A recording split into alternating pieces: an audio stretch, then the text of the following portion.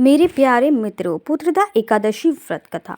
महाराज युधिष्ठिर ने पूछा, हे भगवान, आपने सफला एकादशी का महत्व बताकर बड़ी कृपा की। अब कृपा करें ये बतलाइए कि पौष शुक्ल एकादशी का क्या नाम है, उसकी विधि क्या है और उसमें कौन सा देवता का पूजन किया जाता है।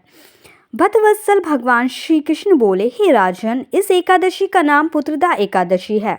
इसमें भी नारायण भगवान की पूजा की जाती है। इस चर और अचर संसार में पुत्रदा एकादशी के व्रत के समान दूसरा कोई व्रत नहीं है। इसके पुण्य से मनुष्य तपस्वी, विद्वान और लक्ष्मीवान होता है। इसकी मैं एक कथा कहता हूँ, सो तुम ध्यानपूर्वक सुनो। भद्रावती नगर नामक नगरी में सेकुतु नामान का एक राजा राज्य करता था। उसके कोई पुत्र नहीं था। उसकी स्त्री का नाम शौव्या था। वह निपुत्री होने के कारण सदैव चिंतित रहा करती थी। राजा के पितर भी रो रो कर पिंड लिया करते थे और सोचा करते थे कि इसके बाद हमको कौन पिंड देगा।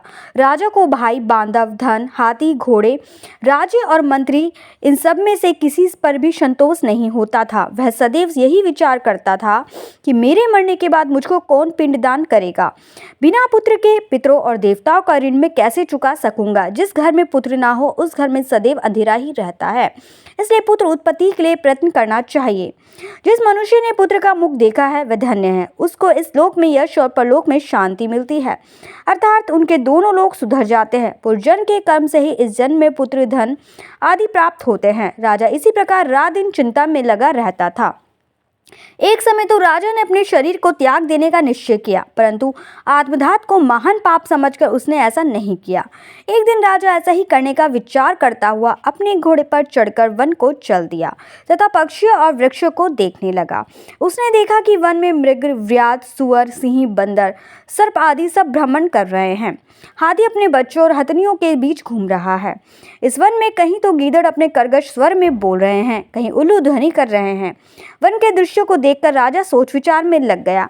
इसी प्रकार आधा दिन बीत गया। वह सोचने लगा कि मैंने कहीं यज्ञ किए, ब्राह्मणों को स्वादिष्ट भोजन से तृप्त किया, फिर भी मुझको दुख प्राप्त हुआ क्यों।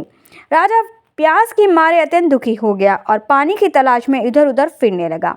थोड़ी दूरी पर राजा ने एक सरोवर देखा। उस सरोवर में कमल खिले थे तथा सारस, हंस, मगरमच्छ आदि विहर कर रहे थे। उस सरोवर के चारों तरफ मुनियों के आश्रम बने हुए थे। उसी समय राजा ने के दाहिने अंग फड़फड़ाने लगे। राजा शुभ शकुन समझकर घोड़े से उतरकर मुनियों को दंडवत प्रणाम करके बैठ गया। राजा को देखकर मुनियों ने कहा, हे राजन, हम तुमसे अत्यंत प्रसन्न हैं। तुम्हारी क्या इच्छा है सो कहो। राजा ने पूछा, महाराज, आप कौन हैं और किस लिए यहाँ आए हैं, कृपा करके बताइए। मुनि कहने लगे कि हे राजन, आज संतान देने वाली पुत्रदा एकादशी है। हम लोग विश्वदेव हैं और इस सरोवर में स्नान करने के लिए आए हैं।